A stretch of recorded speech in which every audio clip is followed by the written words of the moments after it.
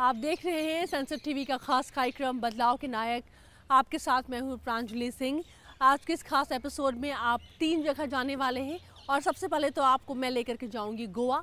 और मुझे लगता है कि पहली बार आप गोवा और अध्यात्म का एक अलग मिलन आज की इस खास स्टोरी में देख पाएंगे। ये तो चलिए आज के इस कड़ी की शुरुआत करते हैं।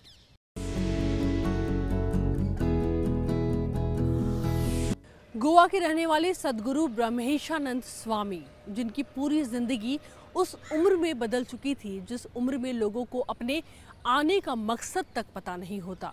माता पिता पूरा ध्यान रखते हैं, परिवार बिल्कुल साथ साथ चलता है, लेकिन सद्गुरु ब्रह्मेशानंद के साथ ऐसा नहीं हुआ। एक वक्त आया जब माता पिता का भी साथ छूटा और पूरा परिवार भी उनके साथ नहीं था, लेकिन उन्हें पता था कि उनके जीवन का मकसद कुछ और है।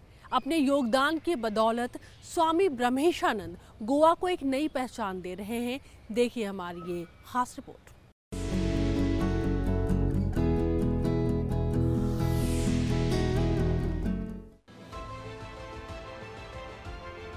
सैर सपाटा, मनोरंजन, उन्मुक्त माहौल, चर्च, खूबसूरत बीच।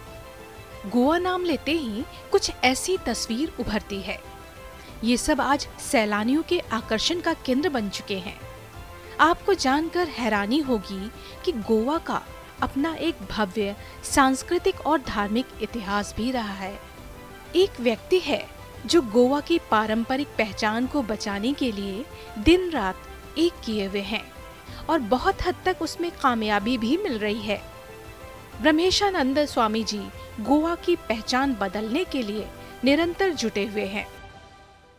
गोवा के लोग इतने प्यारे लोग हैं, आतिथ्यम शिव पूजनम की भूमिका रखने वाले गोवा के लोग हैं। मैं आप सब लोगों को बताऊं, गोवा है गौ माता की भूमि है।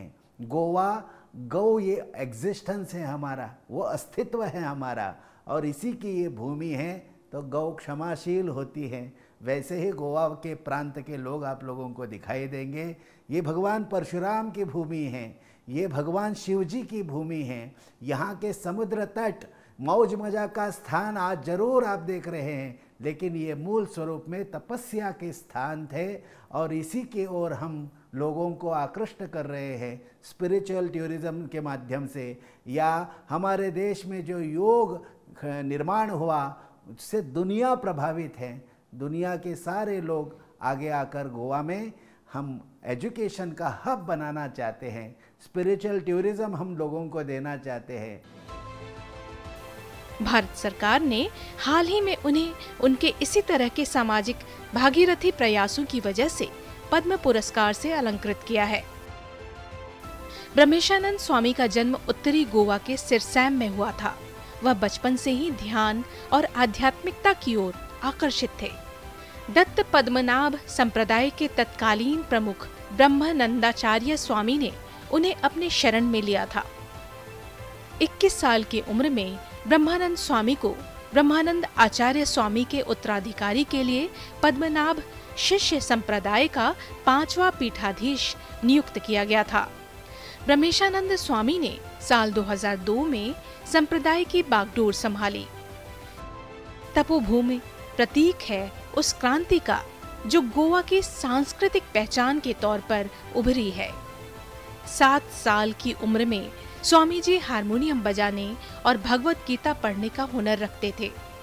आगे चल के वे ध्यान, साधना और तपस्या के जीवन की आकांक्षा करने लगे, जिसके लिए उन्होंने अपने घर को त्याग दिया और एक तपस्वी का जीवन अपना लिया। हमारे पीठ के अनेक शिक्षक हैं, जो शिक्षक गांव स्तर पर जाकर वो शिक्षा प्रदान करते हैं। हमें आदर्श जो हमारा खड़ा करना है, आगे आने वाला समाज जो है वो हमें सुसंस्कृत यदि चाहिए, तो सुसंस्कृत समाज संस्कृत भाषा में जो संस्कृति दृढ़ है उसको पढ़ने से होगी। यहाँ आप देख सकते हैं गोवा में पहला संस्कृत महाविद्यालय, यहाँ गोवा में सद्गुरु ब्रह्मानंदाचार्य स्वामी महाविद्यालय खड़ा है। संस्कृत भाषा के लिए हमारे 40 सेंटर्स आप देख सकते हैं, जहाँ हमारे संस्कृत भाषा में हर साल 1000 विद्यार्थी जो हैं वो सरल संस्कृत भाषा की जो परीक्षाएं होती है संस्कृत की, वो देते हैं। और आज भारत सरकार हो या गोवा का सरकार हो, इस काम के लिए बड़ा हमें उनका सपोर्ट मिल रहा है। ब्रह्मेशानंद स्वामी ने सामाजिक उत्थान के लिए अपने स्तर पर अनेक काम किए हैं। शिक्षा के क्षेत्र में देखें तो उन्होंने गोवा में वैदिक शिक्षा और संस्कृति की उन्नति के गुरुकुल, संस्कृत महाविद्यालय, वैदिक स्कूल जैसे कई संस्थाओं की स्थापना की है। इनका संस्कृत पाठशाला की स्थापना का उद्देश्य घर घर संस्कृत को पहुंचाना है। महिलाओं को सशक्त बनाने और उनके स्वास्थ्य, शिक्षा और स्वावलंबन को लेकर अनेक कार्यक्रमों की शुरुआत की है। उन्हें अपने धार्मिक अनुष्ठानों में भी बढ़ चढ़कर हिस्सा लेने के लिए प्रेरित किया है। उन्होंने पीठ को एक ऐसा स्थान बनाया जहां प्रत्येक साधक बिना भेदभाव के आकर शिक्षा ग्रहण कर सकता है। वर्तमान में स्वामी जी पूरे विश्व में काम कर रहे 22 संगठनों के प्रमुख हैं। समाज में अनेकों अनेक उपक्रम हमारे पीठ की ओर से जा रहे हैं। श्री दत्त पद्मनाभ पीठ सालों से ये काम कर रहा है और इस पीठ को इसीलिए गौरव है, इसी के लिए लोगों के मन में जगह है, क्योंकि ये पीठ सामान्य से सामान्य लोगों के लिए काम करता है।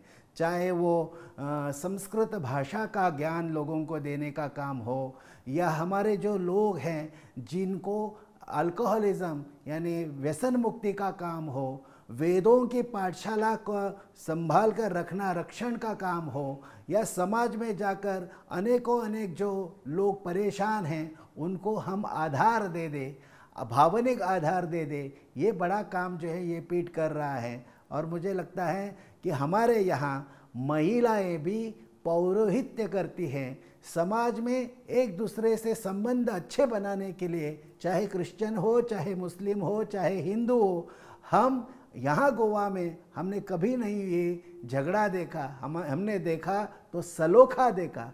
तो धार्मिक सलोखा भी यहाँ ये पीठ जो है वो संभालने का काम कर रहे हैं। ब्रह्मेशानंद स्वामी जी के आश्रम तपोभूमि में हर रोज लगभग 500 लोगों को अन्नदान दिया जाता है और गौ संरक्षण के लिए स्वामी जी की प्रतिबद्धता देखते ही बनती है। गोवा के तटों पर अब सिर्फ मौज मस्ती ही नहीं बल्कि धार्मिक आयोजन, योग आदि भी आपको सहज देखने को मिल जाएगा। ब्रह्मेशानंद स्वामी कई अंतर्राष्ट्रीय सभाओं के मुख्य वक्ता रह चुके हैं और योग को अंतर्राष्ट्रीय पटल पर स्थापित करने में जुटे हुए हैं। शांति और अध्यात्म का संदेश जन जन में पहुंचाने के उद्देश्य से पिछले 2 दशकों से दुनिया भर में विभिन्न कार्यक्रम आयोजन करते रहे हैं। अपने हजारों लाखों युवा अनुयायियों के लिए ब्रह्मेशानंद स्वामी श्रद्धा में डूबे हुए एक प्रतीक है।